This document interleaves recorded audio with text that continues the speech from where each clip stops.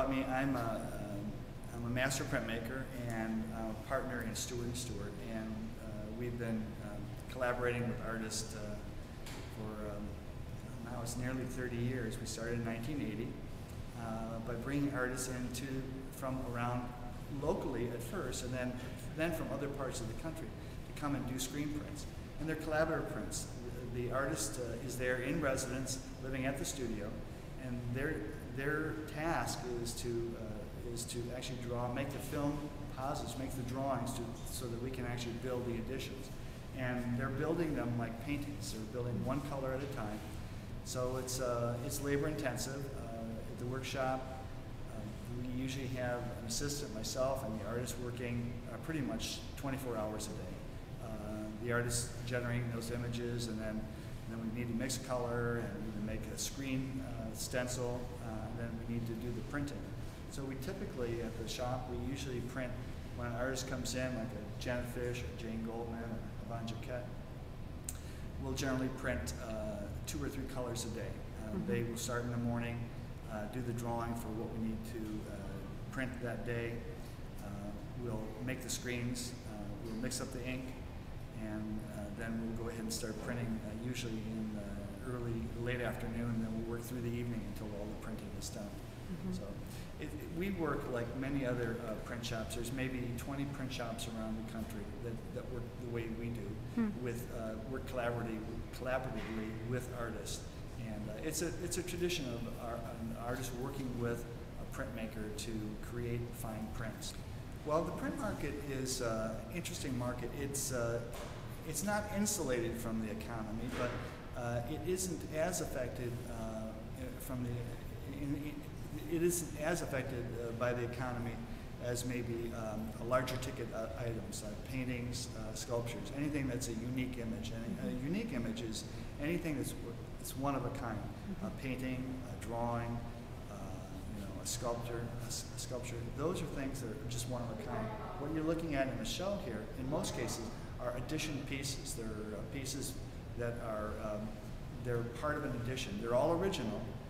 And in most cases, these prints don't exist. The images from Janet Fisher do not exist as paintings. These are not reproductions of paintings. These were built as screen prints, so they only exist in screen print.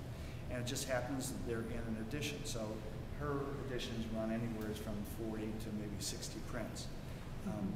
So because of the prints being done in edition, the price point is lower than what a unique piece would be. And because of it, the fine prints aren't as affected by the economy as a larger ticket item might be. And then these are not all the prints you see here. It's really important to know that none of them are reproductions. They're not just inkjet reproductions of an existing piece. They're all pieces that the artists have invested time and energy in making a piece that's truly original.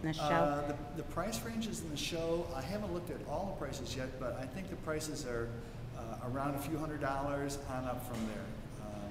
And that's typical for a fine print.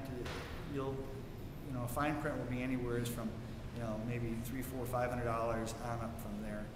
And it just depends on the artist.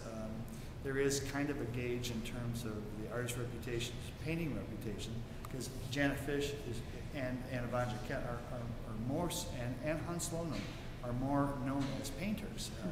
They do prints as an extra conduit of income for them, because once the prints are done, they are sold over a long period of time. It's not just selling one big painting; it's selling small increments of their work over a long period of time. So it's a nice sustaining thing, and it evens out the ups and the downs of the art market. We never sell art on appreciation. We always sell it on appreciation for what it is and just enjoying it.